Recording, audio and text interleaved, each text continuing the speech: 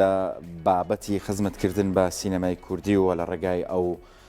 پرۆدکشنانی کە دروست دەکرێن کە بتوان هاریکاری زیاتر لە ڕووی تەکنیکی و هەم لە ڕووی ناوڕۆک و هەم لە ڕووی سیناریست و کەسانی پسپۆڕۆ بتوان لە ڕێگای پرۆدکشنەکانەوە هاریکاری زیاتر بەرەو پێشچوونی فیلم و سینەمای کوردی بکەن بابەتێکی گرنگە لە ئێستاە حوتەمین ساڵەتی دامەزراندنی کام فیلمینگ پرۆدکشن ئەکرێکە لە بریتانیا ئەم پرۆدکشنە دروست کراوە ئەم کام فیلمینە کاریان خزمەتکردن بە بۆ بواری هونەر و سینەمای کوردی وە بتوانن هەنگاوی زیاتر بنن لە پێشکەوتنی سینەمای کوردی بۆ حوتەمین ساڵە یادی دامەزراندنی ئەم پرۆدکشنە ئەکرێتەوە بە هیوای کە چەندانی تر لەم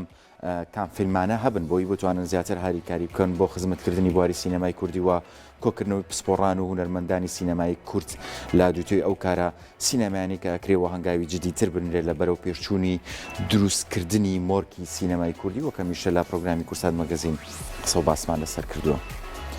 بە ئامادەبوونی بەڕێز کاروان جەمالتایی نوێنەری حکوومەتی هەرێمی کوردستانە بەریتانیا و ژمارەی زۆر لە ڕەوەندی کورد و نوێنەری حیزب و ڕێکخراوە کوردستانەکانی هە چوار پارچەی کوردستان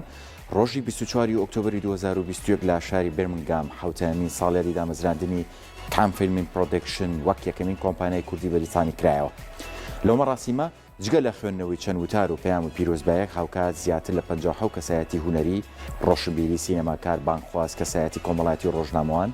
خەڵاتی ساڵی 2021 کام فیلمیان پێبەخشرا. کۆبوونەوەی ئەو ژمارە زۆری ڕەوەندی کوردی بۆ مای خۆشحاڵی تەواوی ئامادەبووان دواتر لەسەر شەرەفی کۆمپانیاکە ئێوارە خوانێکی خەنجیلانە بۆ ئامادەبووان ساز کرا.